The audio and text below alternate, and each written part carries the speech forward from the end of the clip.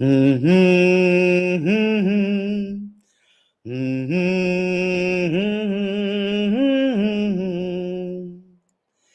है प्रीत जहां की रीत सदा, है प्रीत जहां की रीत सदा, मैं गीत वहां की गाता हूँ। भारत में रहने वाला हूँ, भारत की बात सुनाता हूँ। भारत की रहने वाला हूँ, भारत की बात सुनाता हूँ। नमस्कार मित्रों, मैं दीपक रथ उदय इंडिया मीडिया की तरफ से आप सबको नमस्कार। मित्रों, आज मैंने सोचा कि हर दिन सुबह से शाम तक टेंशन, लड़ाई, झगड़ा और उसी की खबरें, उसी के एनालिसिस, ये सारे बात हम भी कहते कहते, सुनते सुनते, सुनाते सुनाते कभी कभी हम भी थक जाते हैं। और कभी कभी हमें भी लगता है कि जो हमारे दर्शक है उदय इंडिया के, उनको भी कभी कभी अच्छा नहीं लगता होगा। 2009 में जब हमने उदय इंडिया मीडिया हाउस का शुरू किया था, तब हमारा एक लक्ष्य था कि उदय इंडिया को कोई कमर्शियल वेंचर बनाने का नहीं था। हमने ये सोचा था कि उदय इंडिया के माध्यम से जो बातें, जो खबरें आज छुप रहा है मेन स्ट्रीम मीडिया में, जहां पर जस्टिस नहीं मिल पा रहा है, और ये सिस्टम में, डेमोक्रेटिक सेटअप में, जहां भारत की संस्कृति, उसको एक अपवाद या बदनाम करने का कोशिश किया जाता है, वहां उदय इंडिया जरूर अपना आवाज उठाएगा। इसीलिए उस दिन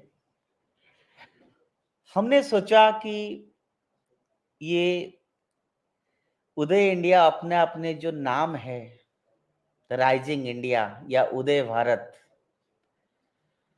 तो उसका जो असल अर्थ था वो था कि भारतीयता का शंखनाद। अब समय की परिवर्तन हुआ, टेक्नोलॉजी की परिवर्तन हुआ।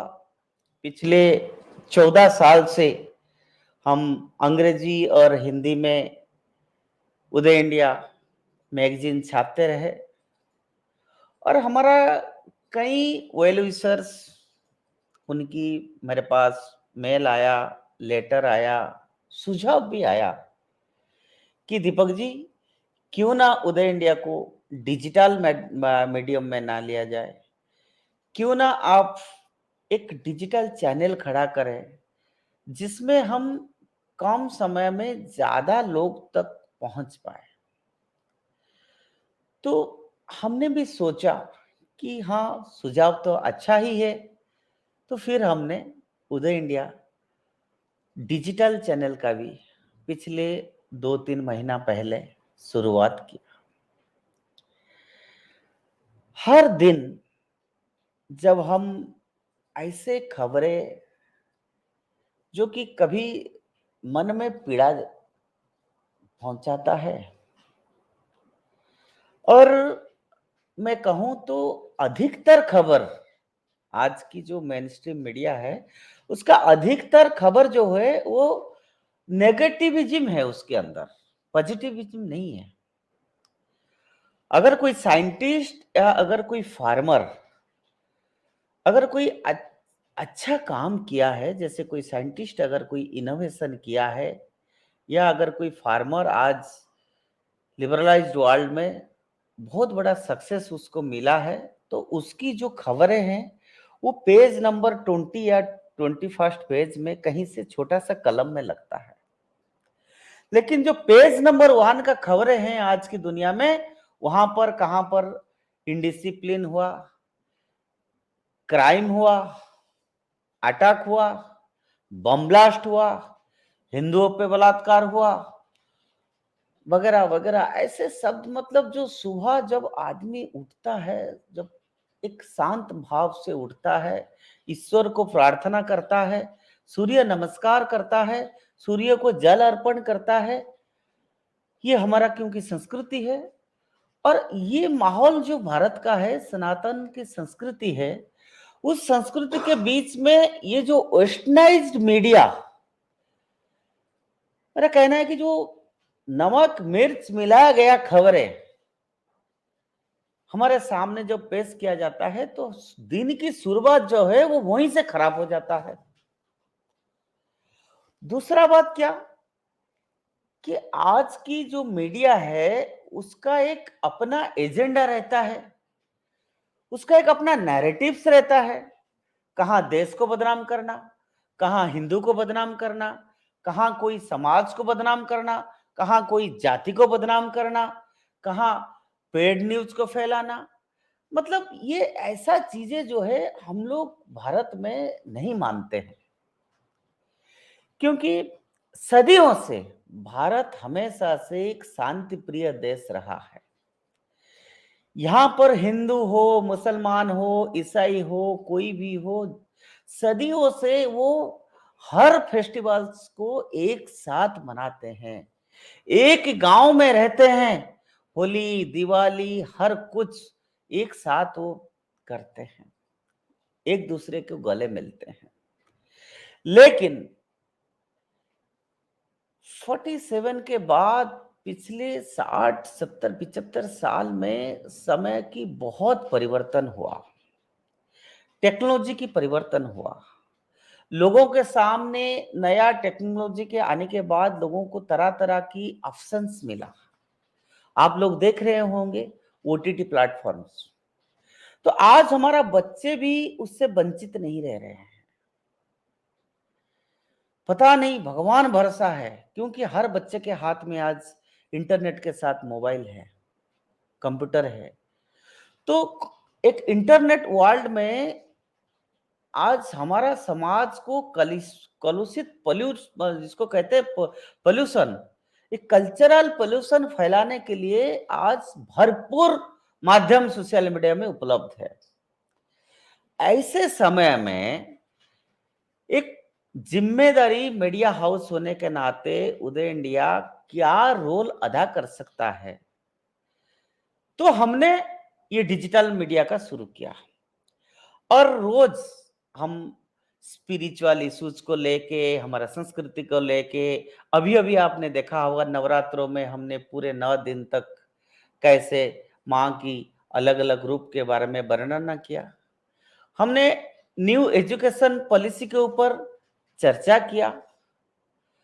हमने टीचर्स डे हो या इंडिपेंडेंस डे हो, उस विषय को हमने चर्चा किया। यहाँ पर जो हिंदुस्तान की संतों है, मनीषी है, चाहे रामकृष्ण परमहंस हो, चाहे स्वामी विवेकानंद हो, चाहे नए युग की जो दृष्टा है, चाहे अटल बिहारी वाजपेयी हो, ऐसे कई लोगों की गंभीर जो भाषण है, उनकी जो भाषण कला है, वो भी हमने आपके सामने पेश किया।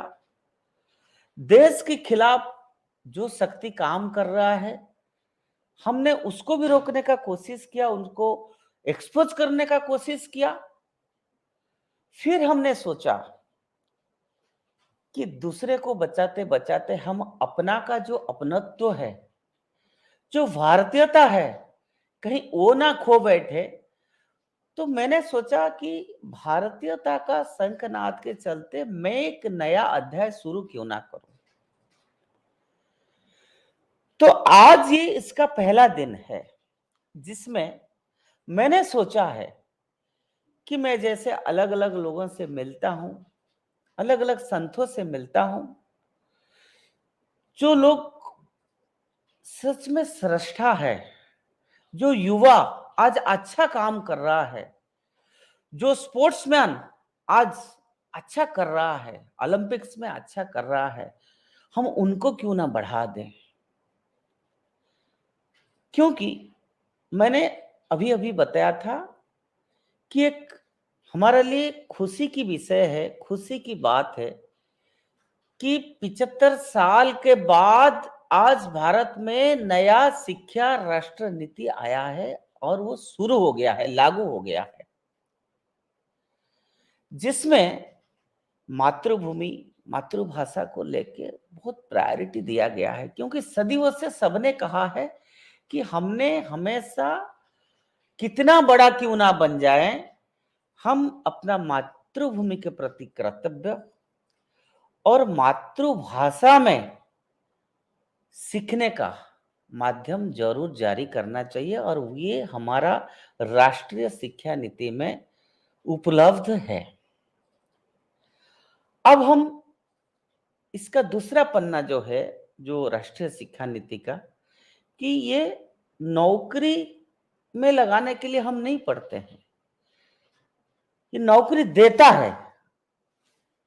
आज का जो एजुकेशन सिस्टम है वो बच्चों को ऐसे सिस्टम में ढाला है कि उसको नौकरी खुद नहीं करना है, नौकरी देने का वो सक्षम रखता है। सब लोग आज अगर याद करें, मर्यादा पुरुषोत्तम भगवान रामचंद्र, उन्होंने भी वशिष्ठ ऋषि के वहां जाके शिक्षा प्राप्त किया था, गुरुकुल आश्रम में। उन्होंने गुरुकुल में क्यों पढ़े थे, उसका भी कोई विशेषता थी। कोई भी व्यक्ति बड़ा बनने के लिए उसको एक अच्छा डिसिप्लिन लाइफ मेंटेन करना चाहिए, जो कि गुरुकुल में उपलब्ध था। हमको फिर से उसी सिस्टम को अपनाना पड़ेगा। समय के बदलाव के साथ साथ, नए नए टेक्नोलॉजी आने के साथ साथ, हम अपने अपनों को नहीं खोना चाहिए, हम अपना धर्म को नहीं खोना चाहिए, हम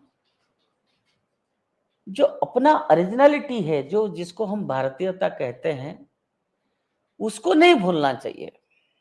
मैं ये बात आज इसलिए आपके सामने रख रहा हूं, पिछले आप मानो कि एक 1 डिकेड से, 10 साल से मेरे सामने कई विषय आया है। एक पिता माता जब अपने बच्चे को बढ़ाते हैं, वो अपना सब कुछ सैक्रिफाइस करके बच्चे को बड़ा करते हैं।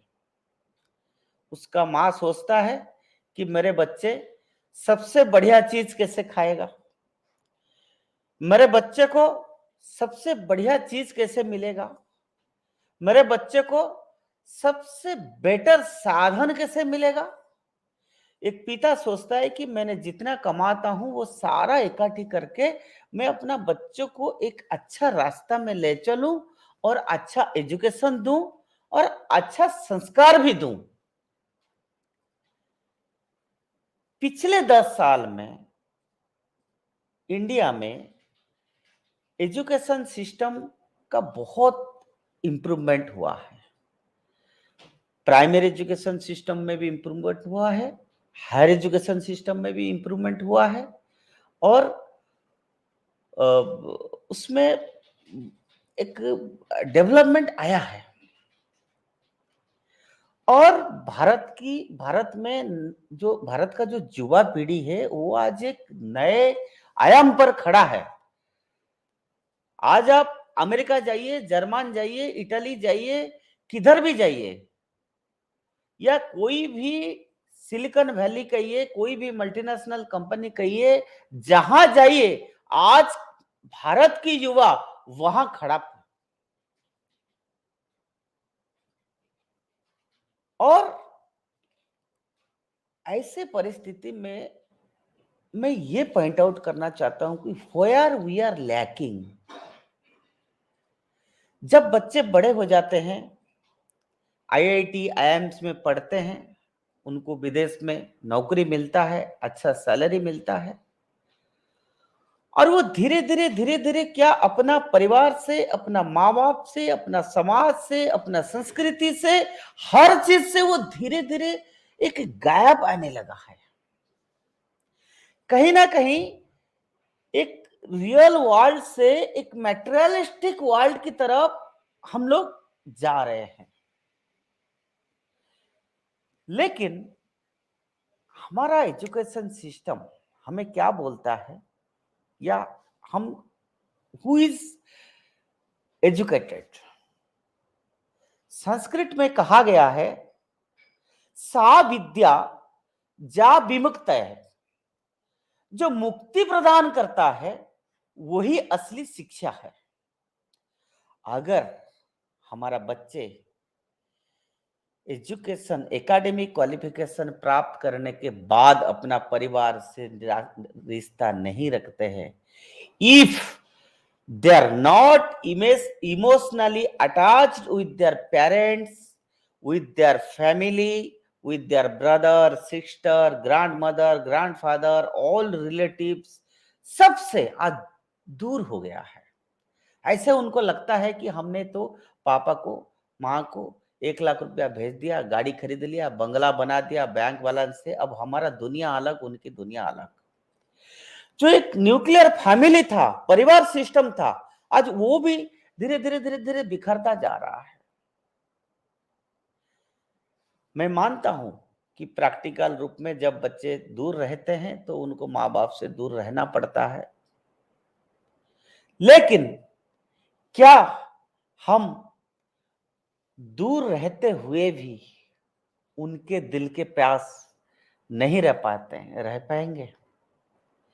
क्या हमने कभी कोशिश किया है, क्या हमने कभी समझने को कोशिश किया है कि हम इतना बिजी रहते हैं सुबह से रात तक, क्या हमने कभी सोचा है कि हमारा माँ भी हमको याद रखा होगा? अभी भी माँ हमारा जो एक रोटी बनाती होगी, चावल बनाती होगी, कोई अच्छा फेस्टिवल्स में कोई चीज बनाती होगी, तो आपको खिलाने के लिए वो वहां वेट कर रही होगी। आपको कोई कष्ट नहीं करना पड़ेगा, आपको सिर्फ एक फोन उठा के फोन करके बोलना है कि हमने यहाँ पर खुशी से खाया है, हमने ये किया है, हमने वो किया है, हमने अच्छा कपड़ा पहना है। वही बात सुन के वो माँ खुश हो जाती है।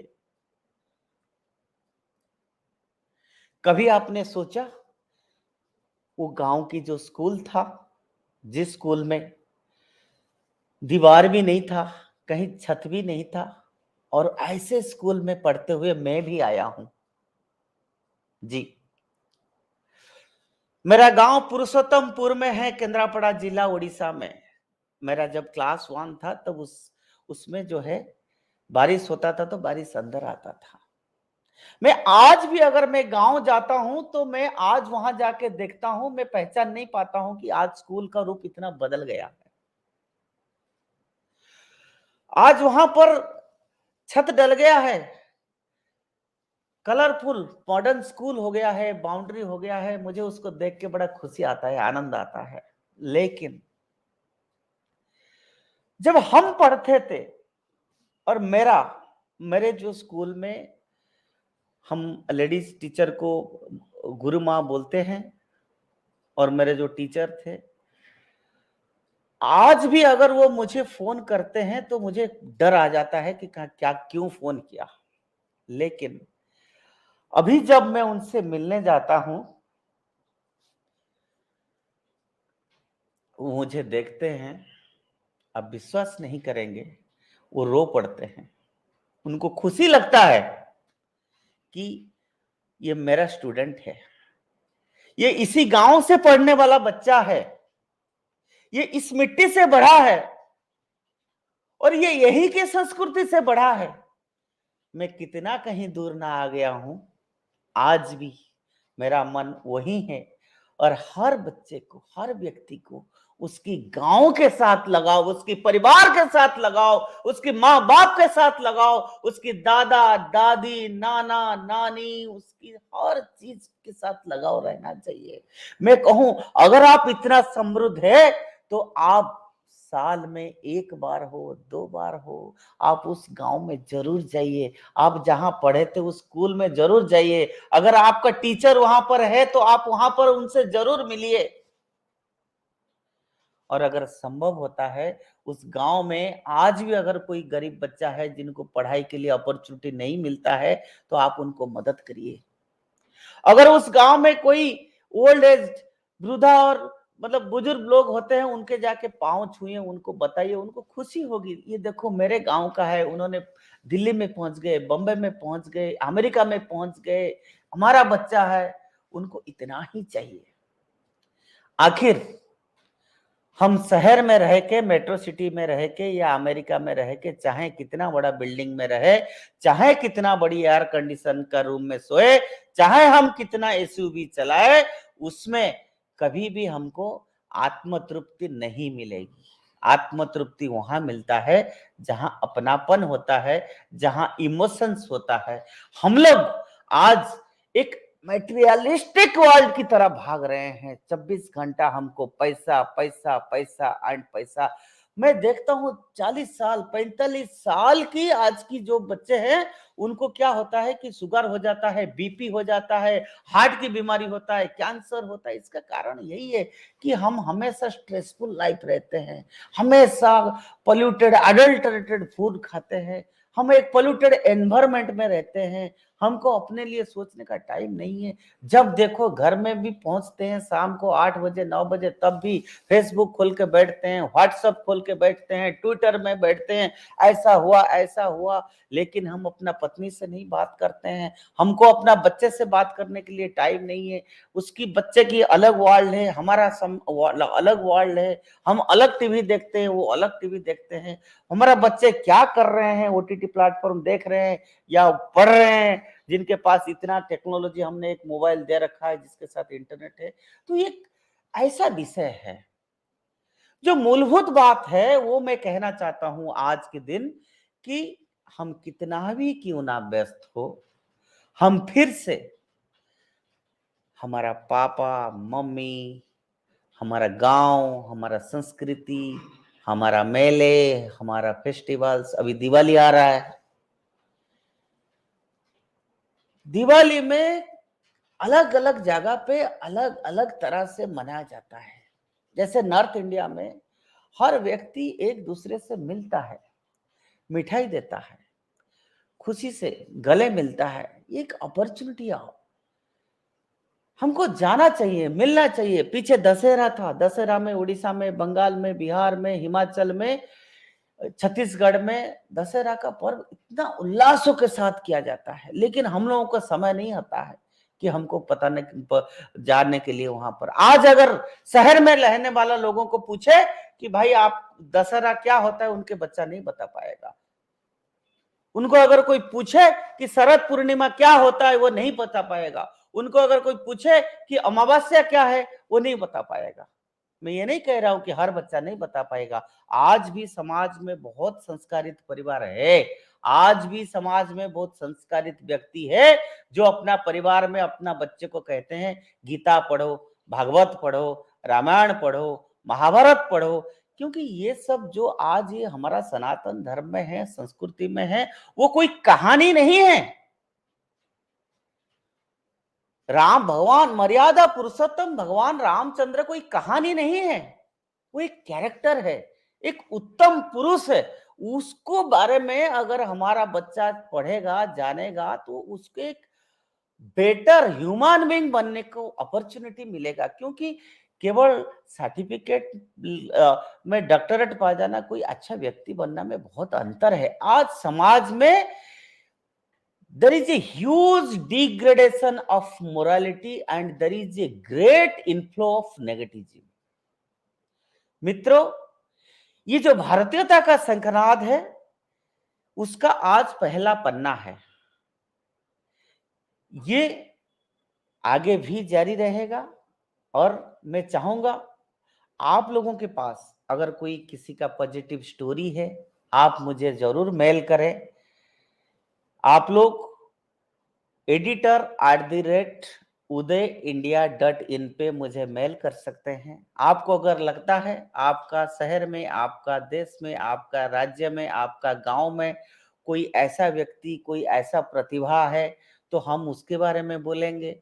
अगर कोई हरियाणा में कोई ऐसा गरीब बच्चा है जिसके पास ओलंपिक्स में जाने का स्पिरिट है, लेकिन प्रतिभा है, लेकिन उसको सुयोग नहीं मिल रहा है, तो ऐसे बातें भी, ये सारे तमाम पॉजिटिव बातें जिसको हम भारतीयता कहते हैं, हम इसी विषय पर भारतीयता का शंखनाद जारी कर रखेंगे।